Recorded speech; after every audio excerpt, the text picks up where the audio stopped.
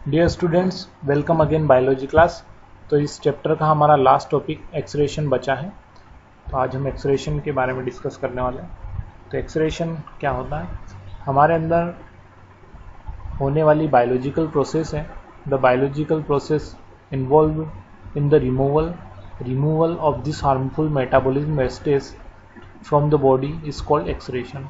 यानी हमारे अंदर बहुत सारी मेटाबॉलिज्म एक्टिविटीज़ होती है, रेस्पिरेशन होता है, ये सारी प्रोसेस होती है। तो इससे क्या होता है कि हमारे अंदर जो है वेस्टेड मटेरियल बनते हैं, मेटाबॉलिज्म वेस्टेड मटेरियल।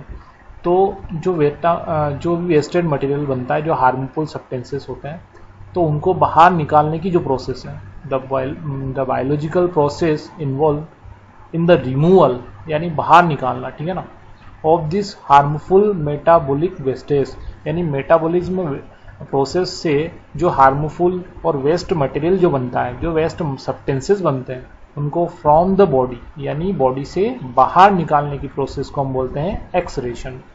यानी एक्सरेशन वो प्रोसेस है जिसमें हमारी बॉडी से जो हार्मफुल और वेस्टेड मटेरियल या सब्सटेंसेस बनते हैं, उनको हमारी बॉडी से बाहर कर दिया जाता है। इसको हम बोलते हैं एक्सरेशन। तो ह्यूमन एक्सक्रीटरी सिस्टम में आपको मेन यहाँ पर किडनी जो होती है वो एक्सरेशन का काम करती है, ब्लड प्यूरिफिकेशन और फिल्ट्रेशन का काम करती है। तो डायफ्राम के नीचे जो है एक इस तरफ जो है, इस तरह से डायग्राम में देखिए, इस तरह से आपकी किडनी लोकेटेड होती है, यहाँ पर पाई जाती है। और इनमें आप देखिए कि ये जो आपको रेड कलर की जो ये दिख रही है, इसको हम लेफ्ट रेनल आर्टरी बोलते हैं, और ये वाली जो रहती है इसको हम लेफ्ट रेनल वेन बोलते हैं, ठीक है ना। तो ये लेफ्ट रेनल वेन हो गई, ये लेफ्ट रेनल आर्टरी हो गई। नेक्स्ट आपका इसमें से ये जुड़ी हुई है डक्ट नली, जिनके थ्रू जो है यूरिन आता है यूरिनरी ब्लडर में। तो इनको अपन क्या बोलते हैं? लेफ्ट यूरेटर और राइट यूरेटर। इन डक्ट के थ्रू जो है यूरिन कहाँ पर आता है? यूरिनरी ब्लडर में। तो यूरिनरी ब्लडर और फिर जो है नीचे यूरेंथ्रा, और उसके थ्रू जो है समय समय पर यूरिन को बाहर कर दिया जाता है, आउट ऑफ बॉडी कर दिया जाता है। तो ये वेना कावा इसको बोलते हैं, ये नाम सारे दिए हुए, एओर्टा इसको बोलते हैं। तो ये वही है जो ट्रांसपोर्टेशन में हमने पढ़ा है, एओर्टा वेना कावा बोलते हैं। तो ये पूरे बॉडी में फैली हुई रहती है। तो एक्सरेशन में भी यहाँ पर ज्वाइंट होती है। तो ये स्ट्रक्चर है हमारे, यानी एक्सरेशन का, एक्सरेशन सिस्टम का, एक्सक्रीटरी सिस्टम का, ये पूरा जो है इस तरह का होता है। अब बात करते हैं कि इसमें किस तरह से फिल्ट्रेशन होता है ब्लड का। तो इन किडनियों के अंदर जो आपको दिखाई दे रही है, इन किडनी के अंदर स्मॉल यूनिट होती है, बहुत सारी स्मॉल यूनिट होती है, यानी कि बहुत सारी होती है, जिनका नाम है नेफ्रॉन। तो नेफ्रॉन फिल्ट्रेशन का काम करता है। नेफ्रॉन किस तरह से अपना मैकेनिज्म में करता है, और नेफ्रॉन का स्ट्रक्चर कैसा होता है, उसमें कौन कौन से पार्ट होते हैं, और क्या होता है, किस तरह से ब्लड आता है, कहाँ फिल्ट्रेशन होता है, फिर कहाँ जाता है, तो ये पूरी प्रोसेस हम आगे देखने वाले हैं। यहाँ पर आपको नेफ्रॉन दिख रहा है। नेफ्रॉन में हम बात करें सबसे पहले, तो ये जो आ रही है यहाँ पर ब्रांच ऑफ रेनल आर्टरीज, जो कि डर्टी ब्लड को लाएगी, यानी इम्प्योर ब्लड को लाएगी। सबसे पहले ये यहाँ पर इसका शेप देख लेते हैं पहले। तो ये वाला जो पार्ट है यहाँ पर, तो इसको बोमन कैप्सूल बोला जाता है, बोमन कैप्सूल। एंड ये जो गुच्छा आपको दिखाई दे रहा है, जो एक तरह से कप लाइक स्ट्रक्चर को हम क्या बोल रहे हैं, जो कप शेप्ड है उसको हम क्या बोल रहे हैं, उसको बोमन कैप्सूल बोल रहे हैं। और जो इस तरह से उलझा हुआ है, इसको हम ग्लोमेरुलस बोलते हैं, ठीक है ना। तो ग्लोमेरुलस से, ये ट्यूबल से है, इस तरह से इनके नाम है। अब यहाँ पर देखते हैं क्या हो क्या रहा है। इसमें डर्टी ब्लड यहाँ से सबसे पहले आएगा, ठीक है ना। और डर्टी ब्लड आने के बाद में उसका फिल्ट्रेशन होगा ग्लोमेरुलस के अंदर।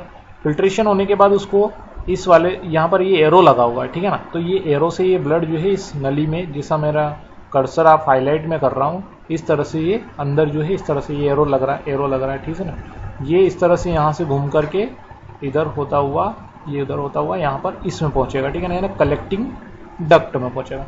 अरे प्रोसेस ये है कि यहाँ से फिल्ट्रेशन होने के बाद भी इसके अंदर जो भी यहाँ पर जो फ्लूइड है, उसके अंदर फिर भी जो है बहुत सारे सब्सटेंसेस रह जाते हैं।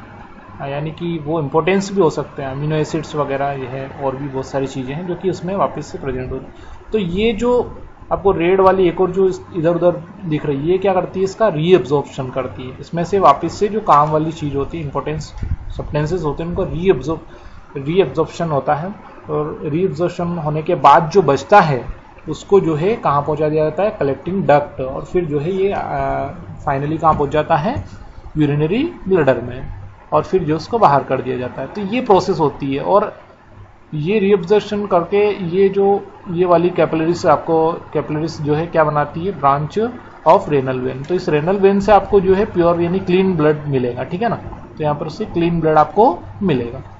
तो ये एक नेफ्रॉन के अंदर ये प्रोसेस होती है, यानी किडनी के अंदर जो नेफ्रॉन होते हैं, उन नेफ्रॉन के अंदर जो है इस तरह की प्रोसेस होती है, और इस तरह से फिल्ट्रेशन होता है, रीअब्जॉर्प्शन होता है, और फाइनली जो वेस्टेड मटेरियल होता है उसको फिर कहाँ पहुँचा जाता है, यूरिनरी ब्लडर में। तो ये इस तरह से नेफ्रॉन के अंदर मैकेनिज्म होता है। इस तरह से आपकी किडनी के अंदर जो नेफ्रॉन होते हैं, जो नेफ्रॉन यूनिट होती है, वो फिल्ट्रेशन का काम करती है, और फाइनली जो है वेस्टेड मटेरियल को बाहर निकालती है, यूरिन जो है बाहर निकलता है।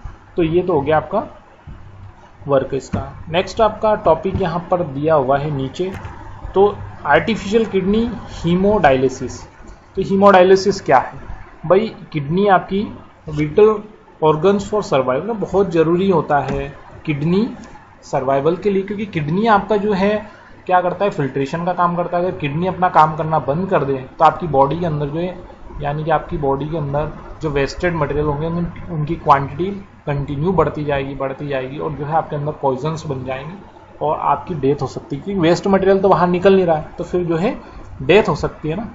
तो आर्टिफिशियल किडनी का मतलब ये है कि जब आपकी किडनी किसी कारण, किसी एनी रीज़न से अगर वो काम करना बंद कर दे, अपना फंक्शन करना बंद कर दे, यानी फंक्शन करना या क्या फिल्ट्रेशन करना बंद कर दे, तो फिर क्या होगा कि आपको जो है, यानी एक किडनी खराब होती है, अगर दोनों ही खराब हो गई तो आपको फिर क्या करना पड़ेगा, आर्टिफिशियल किडनी हीमोडायलिसिस आपको कराना पड़ेगा।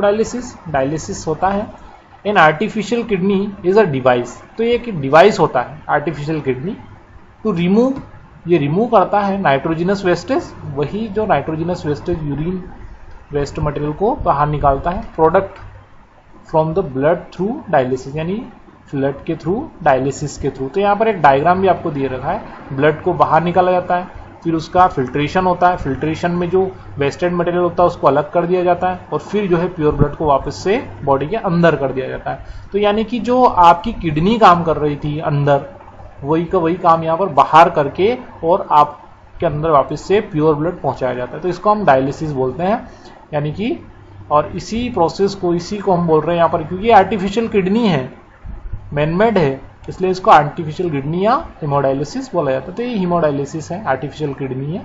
तो इसका एक और कि किडनी चेंज भी कर सकते हैं, किडनी ट्रांसप्लांटेशन भी हो सकता है, लेकिन उसमें जो है मैच करना पड़ेगा, ब्लड ग्रुप होता है, उसका साइज है, सारी चीज़ें मैच होती है, और उसके बाद अगर मैच हो जाता है तो फिर जो है किडनी को चेंज किया जा सकता है। तो एक ये है और एक आपका डायलिसिस है। तो ये दो तरीके होते हैं, ठीक है ना। एक बात और है कि जब आपकी किडनी में, एक किडनी में इन्फेक्शन होता है या एक किडनी आपकी ख़राब हो जाती है, तो दूसरी किडनी अगर आपकी हेल्थी है, यानी कि वो प्रॉपर काम कर रही है, तो सेकेंड मतलब दूसरी किडनी से भी आप जो है सर्वाइव कर सकते हैं, सर्वाइवल आपका हो सकता है, ठीक है। तो ये होता है, ठीक है ना। पर अगर दोनों ख़राब हो गई तो फिर आपको या तो डायलिसिस या फिर जो है आपका जो है किडनी को आपको चेंज करवाना पड़ेगा, ठीक है ना, यानी ट्रांसप्लांटेशन होगा, ठीक है। तो ये भी आपका हो गया है। नेक्स्ट आपका क्या है, एक्सरेशन इन प्लांट। तो एक्सरेशन जो प्लांट में होता है बिल्कुल अलग होता है। स्टोमेटा होते हैं जिनमें ऑक्सीजन, कार्बन डाइऑक्साइड का, ये स्टोमेटा लीफ के अंदर होते हैं, जो कि ये गैसेस का एक्सचेंज करते हैं। इसके अलावा जो है एक्सेस वाटर जो होता है वो ट्रांसपीरेशन हो जाता है उनका, ठीक है ना। इसके अलावा आप देखते हैं कि जो प्लांट होते हैं उनमें जो रेजिन होता है, गम्स होता है, गम्स जो होता है ना, गम्स आपने प्लांट के ऊपर देखा होगा। तो ये जो प्रोडक्ट है ना, ये भी वेस्ट प्रोडक्ट ही होते हैं उसके अंदर, यानी मतलब है ना, ये वेस्ट प्रोडक्ट ही होते हैं। रेजिन, गम्स जो प्लांट के ऊपर आपको देखने को मिलते हैं, ये वेस्ट प्रोडक्ट ही होते हैं। तो ये इस तरह से एक्सरेशन इन प्लांट में होता है, ठीक है। तो आपका चैप्टर जो है ये लगभग ख़त्म ही हो गया आपका, ठीक है।